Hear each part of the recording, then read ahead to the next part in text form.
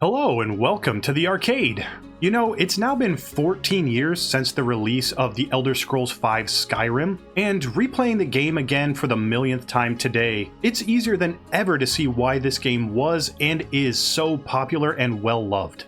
It not only appealed to the hardcore gamers with its many different RPG systems and iterations on the long-running Elder Scrolls franchise, but it also appealed to the casuals, the people that maybe were just fans of medieval fantasy in general and not necessarily even gamers. Its mechanics are easy enough for newcomers to understand and adapt to quickly, but the game provides enough depth to keep anyone who wants to dive deeper happy with their time spent delving further into everything that the game has to offer.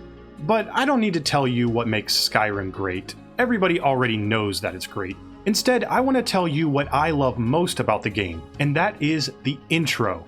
Probably the greatest video game opening of all time, Skyrim's intro provides players with everything that they'll need to navigate the world of the game, while also fully immersing the player from the very first second. So let's talk about Skyrim and what makes Skyrim's intro so great.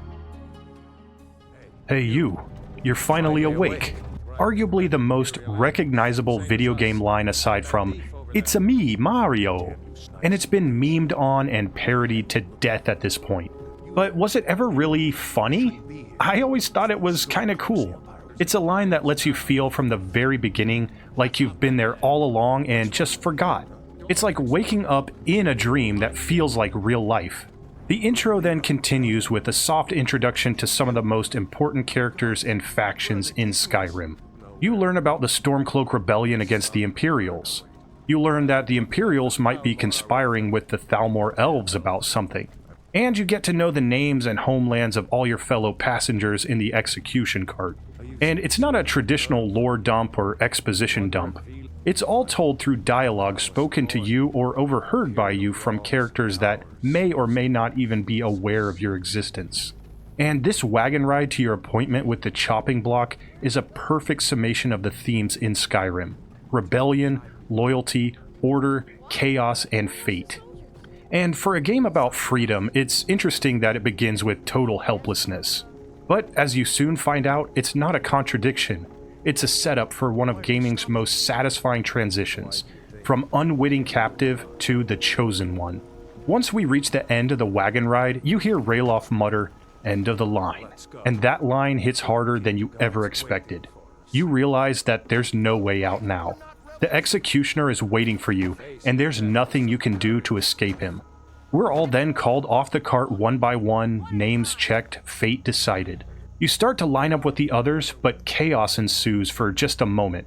Lokir, the horse thief from Rorikstead, tries to run, but gets sniped instantly by a trained Imperial archer who was just waiting for someone to try to make a break for freedom.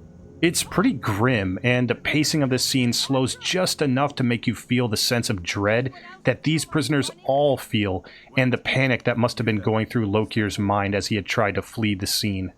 Then it's your turn to step forward, and then it hits. The character creation screen.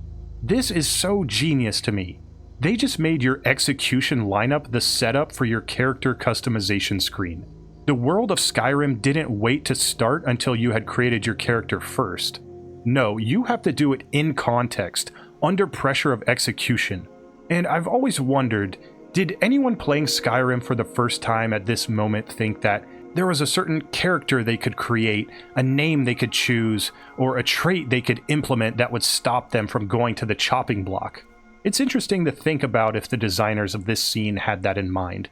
When you're done though, no matter what character you created or what name you choose, you're told that you're not even on the list. And what do? Do they free you? Nope. They go, throw him on the pile. That is Skyrim's tone right there. A world that's indifferent, cold, and harsh. But then something else is not quite right. Strange sounds echo from the mountains, causing confusion and hesitation among the guards and those in attendance of the execution. Then suddenly, it's your turn. The priestess starts reading you your last rites as your head is shoved down onto the chopping block. The executioner raises his axe, and then a roar drowns everything out. The sky goes dark and time stands still. What appears next is an ancient myth come to life. a legend told in stories, a dragon. This single moment is so perfectly timed. We've spent the last 10 minutes getting a grounded medieval story about rebellion and war, and then a mythological beast crashes through the sky and burns up everything these characters thought they knew about the world that they live in. The tone shift here is monumental.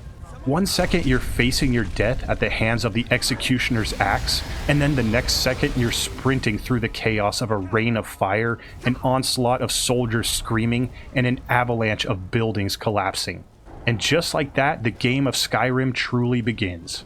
No longer are we bound to the scripted cutscenes that guide us through the world on rails. Now we are free to do what we want. But before we're truly free, we still have to escape the dragon. This moment is Skyrim at its best. Loud and frantic, yet smarter than you realize in the moment. Because, as you'll soon come to see, this is where the tutorial secretly begins. And like in almost every great game ever made, you learn what to do rather than being told what to do. Once you're inside the keep, the game starts teaching you how to survive in this harsh world. Things like movement, looting, and combat all flow naturally because, in context, you're doing it for a reason, for your survival. Every tutorial element is hidden behind perceived desperation.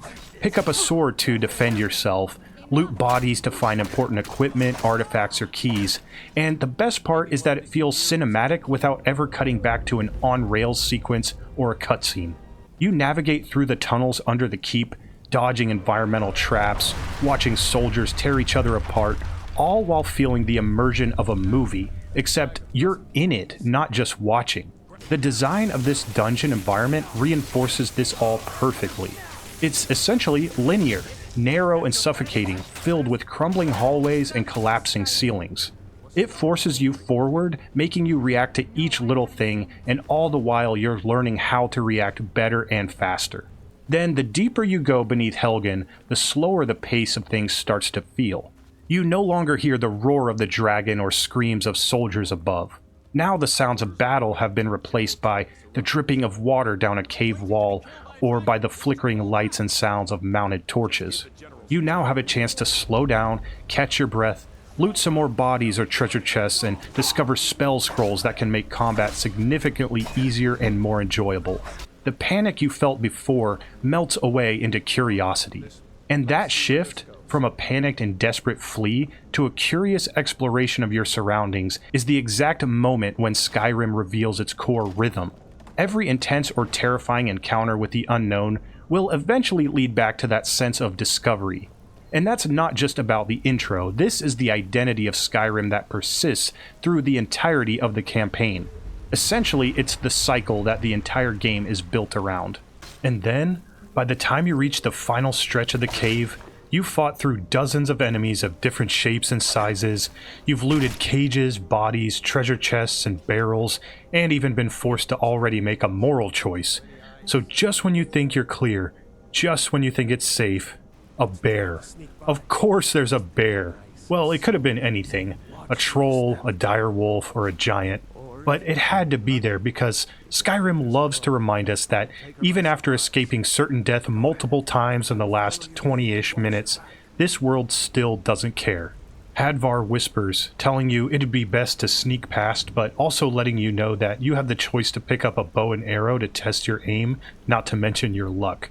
Once past the bear, you follow the light, and after everything you've suffered through, you're rewarded with an exit to Skyrim. That first view. Wow, there's nothing quite like it. The brightness of the outside blinds you just for a moment. The music starts to swell as the scene unfolds, a living painting of mist rolling through trees, mountains stretching out for forever, rivers glittering in the distance. The dragon then tears across the sky, now a distant and dark silhouette against the clouds, and the game just lets you look for a moment. For a second, there's no combat, no HUD, no dialogue, just quiet admiration of the environment and the setting in front of you. And you know what? The game earned that silence. We spent the last 20 minutes trapped, control forced away from us, told where to go, what to do, and when to die. But then, in this instant, that control is given right back. From here, we can walk anywhere, do anything, follow any point of interest.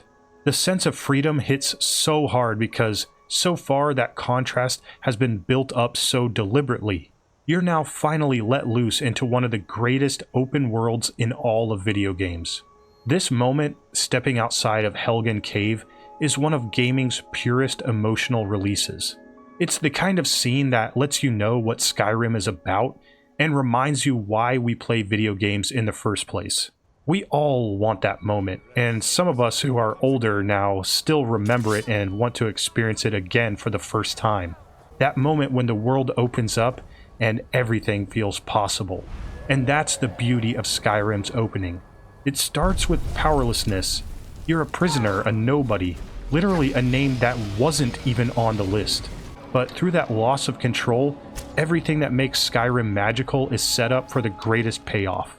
The discovery, freedom, and the feeling that you are going to be the one to shape your own story.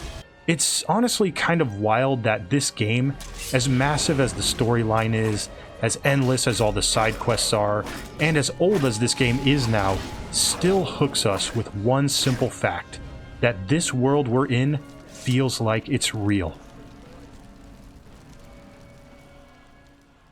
And that's all I've got for you today. If you enjoyed the video, please consider subscribing to the channel. And as always, until next time, thank you so much for watching.